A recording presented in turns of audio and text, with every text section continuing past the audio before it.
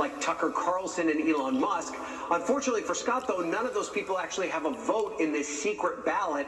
And while he has had a number of his fellow senators come forward and publicly endorse him, at this point, he remains probably the third out of three possible candidates, with John Thune and John Cornyn leading the way. But at this point, we won't know who the leader is until that vote takes place Wednesday morning.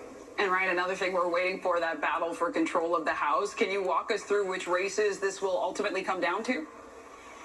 Yes, right now it's the Republicans' majority to lose. They are in position to hold on to that very slim majority that they had during the last Congress. And right now we're watching a number of races in California. It's taking the Golden State an excruciatingly long time to cast and count their ballots. But there are 17 seats that have yet to be called by NBC News. And in order for Democrats to win back the majority, they'd have to take 13 of those 17 seats in order to be victorious.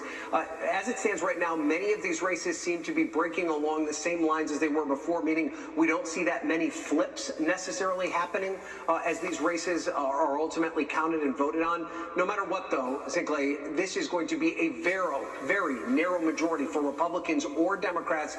And as we saw in the last Congress, that can make legislating very difficult, even if Republicans have control of the Senate and the White House. Yeah, consequential, to say the very, very least. Ryan Nobles, thank you. Catherine, the Princess of Wales, is back in the public eye. She made her official return to royal duties over the weekend following her chemotherapy treatments earlier this year. NBC News international correspondent Kelly Kobiella has more.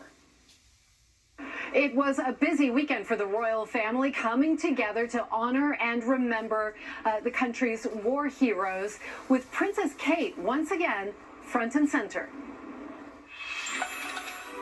Princess Kate back in the spotlight, joining the royal family for a weekend of remembrance, the first consecutive public appearances since her cancer diagnosis.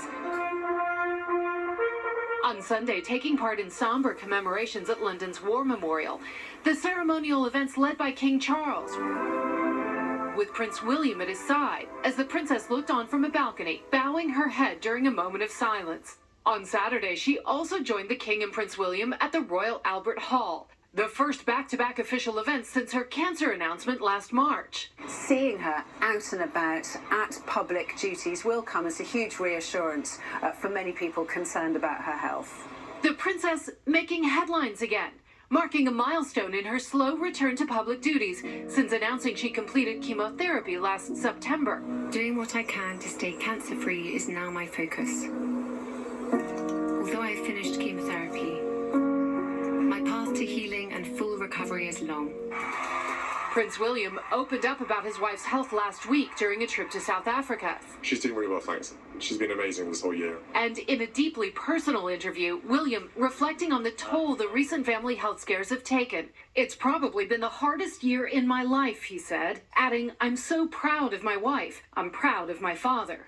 We've seen a real change in the way that they have been talking publicly about private issues. Kate has been more active in the past few weeks, last month making a surprise appearance alongside William to visit the families of 3 girls killed in a stabbing attack this summer, also lending support to fellow cancer patients, meeting 16-year-old Liz Hatton at Windsor Castle. King Charles, just back from his first official tour overseas since going public with his cancer diagnosis, is still receiving treatment, but the palace says he'll return to a full schedule next year. As for the Princess of Wales, Prince William did give some hints about her schedule next year, saying that he was hoping she would be doing a bit more next year, possibly joining him on some of his trips. In the next few weeks, she is going forward with her Christmas Carol service at the beginning of December, and we may see her on that traditional royal family walk to church on Christmas Day. Kelly Kobiella, thank you. Still ahead, a little boy grabbed in broad daylight while walking